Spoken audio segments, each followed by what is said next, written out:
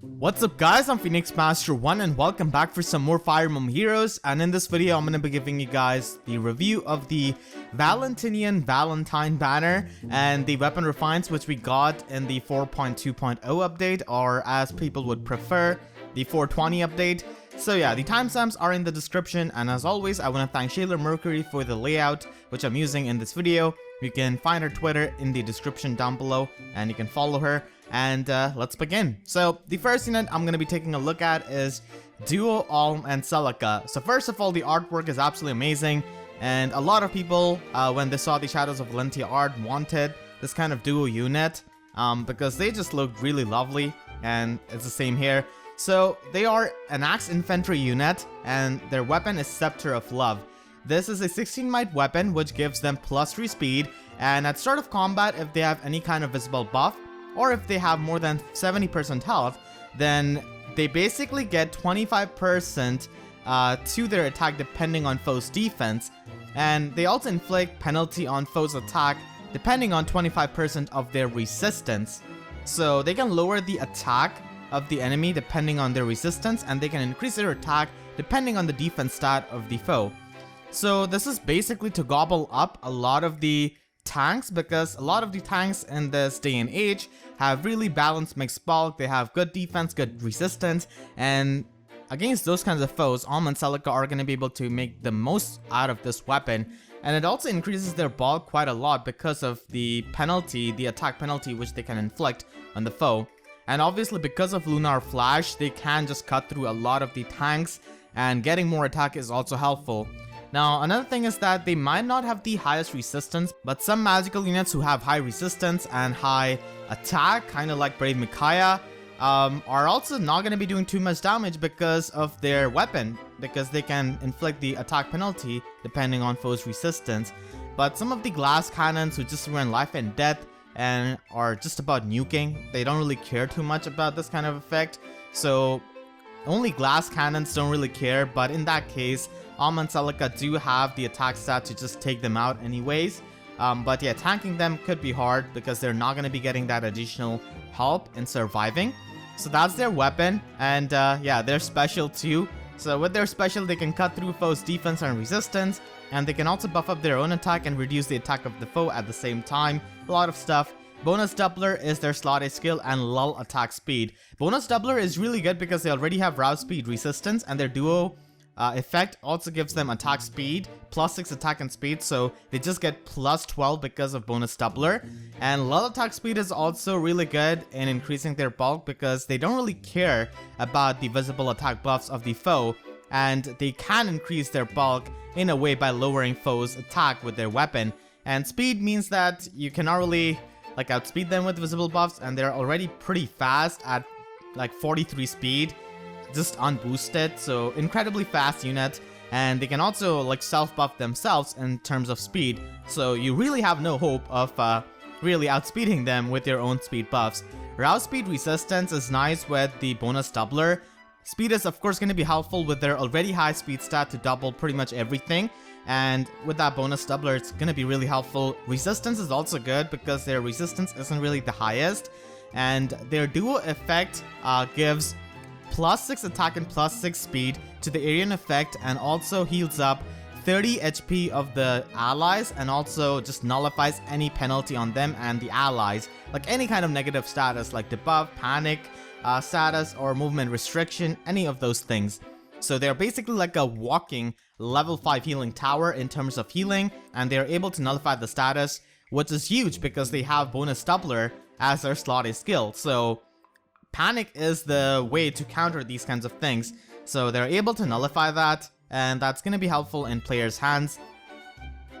Healing is also good because another way they can activate their weapon's condition is by having more than 70% health. So yeah, it's going to be helpful. And overall as a unit, they have a lot of things going on for them, as I said, and they're definitely a pretty powerful unit, and they're definitely going to be annoying to face in Arena because you're definitely going to be seeing some +10 merged Duo Alm and Silques who are just going to be really annoying, and especially if they're equipped with distant counter or something like that. In Ether Raid's defense, they can be used as like a semi-frontline unit. I mean, they don't really have the bulk to that extent, but the speed which they have is really good. And of course, if you have that duo structure on defense, you do need a duo unit to have that, like its effect being activated against your foes. So in that case, Duo Alm and Silque can be used. And as an offense unit in Ether Raids, I mean, they're not really going to be doing too much, being a melee range unit, and mainly axe infantry units there need the bulk or they need to gale force. Alm and Silque do have speed, they can have some bulk, but because they are not going to be easily mergeable, they're not really going to be able to achieve that kind of bulk. And they do have a super boon in speed, so they can have like 47 speed unboosted basically, which is just insane. On top of that, they can self buff themselves, so you're really not going to be outspeeding them anytime soon whatsoever. And they also have super boon in resistance just to have more bulk, I guess. Deceptively bulky actually, and if you want to increase their bulk even more, you could use something like Repel 3 or Close Call 3 in their slot B instead of lull attack speed, because they are incredibly fast and they can definitely make really good use of those two skills. So they can be deceptively bulky and just cut through a lot of tanks because of Lunar Flash, and just abuse their foes' defense and resistance to their own advantage. The next unit we have is Silque. So she's gonna be a free-to-play unit given out in the Tempest Trial, and she is a cavalry healer. Now, she doesn't have too impressive of a stat spread. She is a bulky cavalry healer, but it really doesn't matter too much for a cavalry healer to be bulky, because the BSC is kind of wasted in that sense. And if she was infantry, this would have been much better, because the main part of being a cavalry healer is to have the mobility, but she's not really offensive to fully make use of that. She's really defensive, and you do have Azama, I mean, easily available if you do want a defensive healer. Azama does have way less attack than her, of course, but in terms of bulk, he can definitely match, and he does have IVs too. So yeah, in terms of stat line, isn't really all that impressive, but her fodder is pretty good. Repo Wand Plus is basically going to be giving +5 attack and defense to the highest speed ally for 1 turn, and this combos up really well with speed opening, so she can definitely buff up one ally, or I guess multiple allies if they have the same speed stat shared among them in 3 stats, so that's definitely going to be useful. And I can definitely see her being really useful in my free-to-play guides, because she can buff up attack and speed and defense just by doing absolutely nothing to someone like Air, who is usually going to be the fastest unit on a free-to-play team for some kind of abyssal or in-game content map. So I'm definitely pretty excited to use her as a free-to-play unit despite her stat line. I mean, at this point, a lot of people do have Ray Veronica as it is, and she can just do a lot of stuff to support. So in that sense, there was no hope for Silque to beat her in that regard. But still, I guess the fodder is nice for a free-to-play unit. She's got speed opening as a 4-star skill, and live to serve 3 as 5-star, which is a bit odd. I was definitely expecting them to have speed opening being locked to 5-star. Speed opening is alright, I guess. I mean, these opening skills are pretty niche. It's basically to use to buff up your allies across the maps. So it doesn't really have any kind of restriction where the ally needs to be near to get that buff. So opening skills are definitely useful in that, but still it's pretty niche. And Live to Serve 3 is of course a budget skill, I guess, if you don't have Wrathful Staff or Dazzling Staff to fodder off to your healer. But Live to Serve 2 is also fine, it suffices. I really wish they gave a free-to-play unit Dazzling Staff or a Wrathful Staff. Come on now, it's been 3 years since you released those skills. You have those refines, but you know, you have to have that Razzle Dazzle combo. So I really wish they could give that to a free-to-play unit, honestly.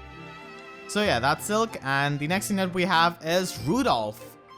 Emperor of Regel, 180 BST Lance Armor unit with insane 43 attack, insane 41 defense with a super boon in defense of course, and pretty alright resistance I guess. Quite min-max, does have low speed, and my man has got 3 super banes in HP attack and resistance, so you better not get those because you're gonna be having -4 stats.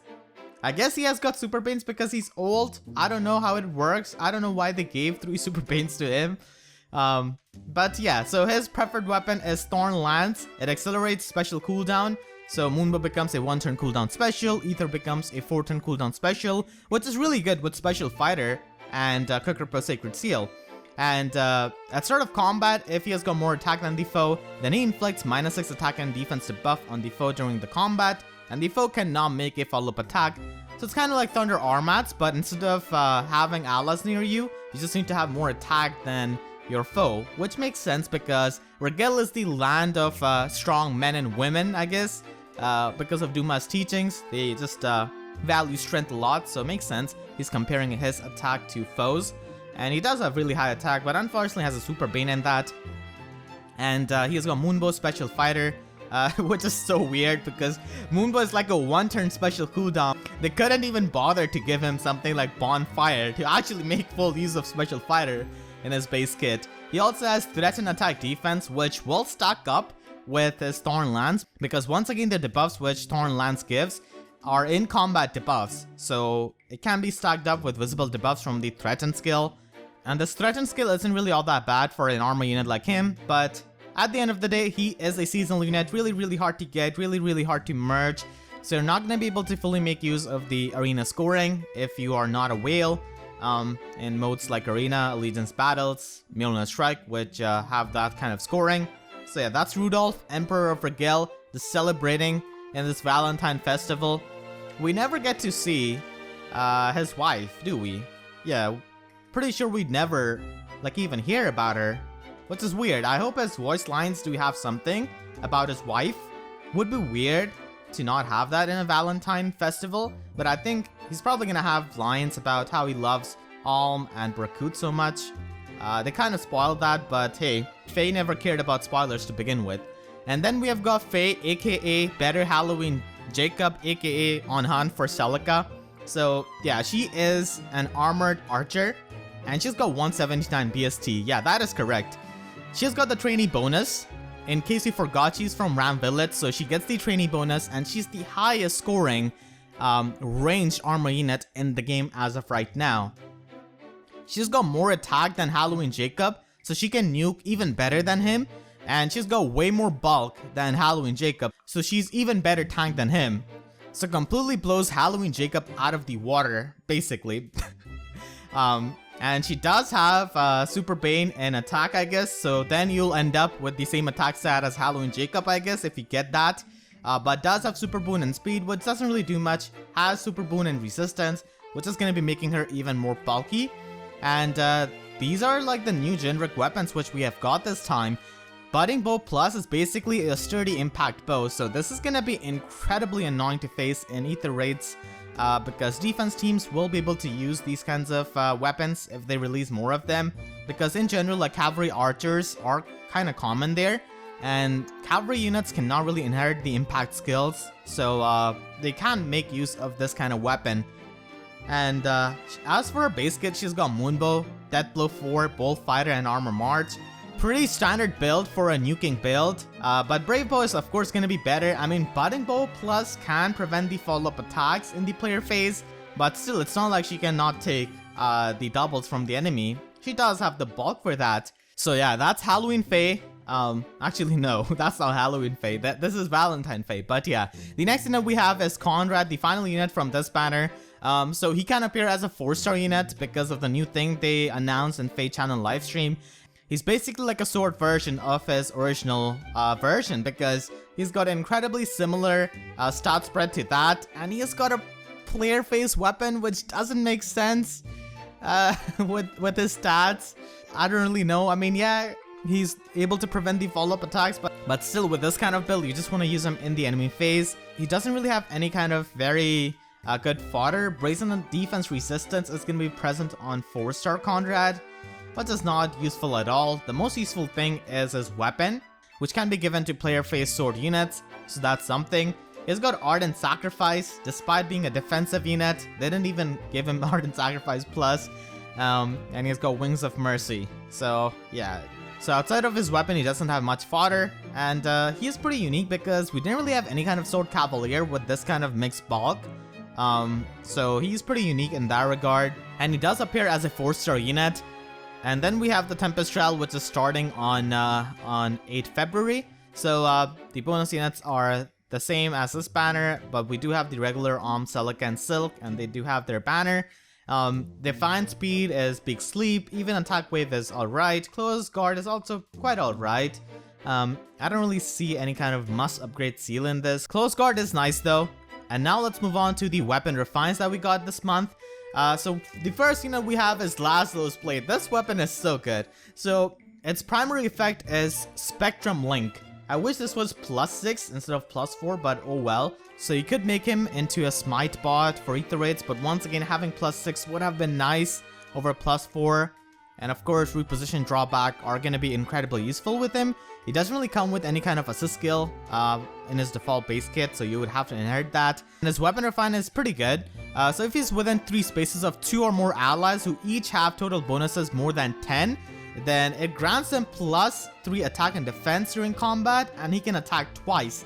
So this is a dual phase brave weapon essentially. And the 2 or more allies is basically to signify Odin and Selena, I guess. And it's quite easy to fulfill this condition, honestly, because 3 spaces is nice. If this was 2 spaces, it would have been a bit restrictive, but because it's 3 spaces, it could be used in something like ether rates. But once again, he is gonna be a red unit who doesn't have a lot of resistance, and having more than 10 bonuses on these 2 allies within 3 spaces, it's not really gonna be all that hard, because tactic skills do exist as sacred seals and also as easily inherit build skills. Or it could have the Hone or the Fortify skills to give buffs to 2 stats, and then it could be used from there.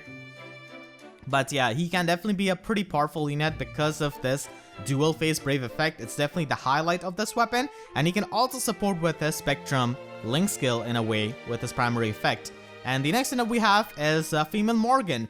So Father's Tactics is their weapon, and at start of combat, she compares the visible resistance of hers to the foe, and if she's got more resistance, then she gets Spectrum buff during the combat. Once again, the Spectrum buff right there, +4 to all of stats. And in this day and age, 33 resistance which she has got at base is quite decent, but there are way more units who have got more resistance than her. So you would definitely need to increase her visible resistance to make full use of this effect, and it can kind of salvage her speed, honestly, with this weapon refine and this weapon's primary effect. So that's good, I guess. And the weapon refine of this weapon gives +3 attack and speed to allies within 2 spaces. And if she's present within 2 spaces of any kind of ally, then she herself gets +3 attack and speed. So she can just act more offensive. So that offensive boost is nice. And in general, with this weapon, she can get +7 attack and +7 speed if all of the conditions are met, which is definitely going to be good. So weapon refine is pretty decent. And then we have got the Angry Man with Devil Axe. So this has got the same primary effect as Fallen Delthia's Death Tome. So basically it gives you the stats of Fury 4 but deals the damage of Fury 2, if it makes sense. And that is definitely going to be synergetic with the weapon refine of this weapon, which is Wrath.